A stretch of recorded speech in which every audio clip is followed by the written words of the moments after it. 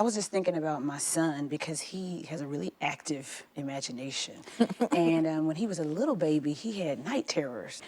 I thought he would outgrow that, but he's about to be 7 in March, and he's still, it could be anything, like clear dreams. And it's usually 20 minutes after he goes to sleep. And I'll be like, what was it, buddy? Like, it was spiders and ninjas coming off the mountain, like clear stuff, because he's a super creative kid. And finally, I guess about a year ago, when he was 5, we started talking. I said, okay, it's time. We got to get past pep talks. Like, listen, the Lord has not given us a spirit of fear. I said, do you know what that means? It means that even when we feel afraid, we don't have to stay there. Jesus is bigger. Is he bigger than the ninjas? Yes, he is. He's bigger than the ninjas, you know. And so that has kind of been our go-to scripture, because at night, he almost gets anxious sometimes about going to sleep if he's not super tired, because his brain, and he's fearful about watching certain movies. He's highly emotive, highly relational, highly empathetic. He feels everything.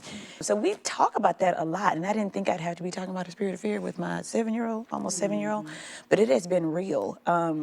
Helping him understand that even when we feel afraid, that Jesus is bigger than that, and he's given us this power, this ability to choose not to be there. And he'll go, what if I'm still scared? I'm like, you might still be scared, but we don't have to stay there, you know? And so how do we really pray and ask Jesus? And we have to do this all the time. And that has been kind of interesting for me, because my parents are Christians and they love Jesus, but I don't remember at that early of an age them having to like make scripture be a tool for me. And so that's just been fascinating for me. I love you make it relevant, because I think I grew up in a Christian home, half Christian, but my mama was Baptist to the bone.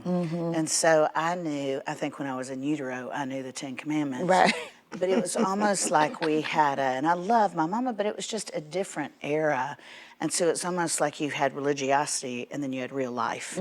And I think one of the things that I've learned is biblical parenting is not this rigid parameters of just rule-based. It's every day, all day, every day. The concepts, the narrative, that God is with us. It's a love story. When I first brought Missy home from Haiti, she didn't speak any English.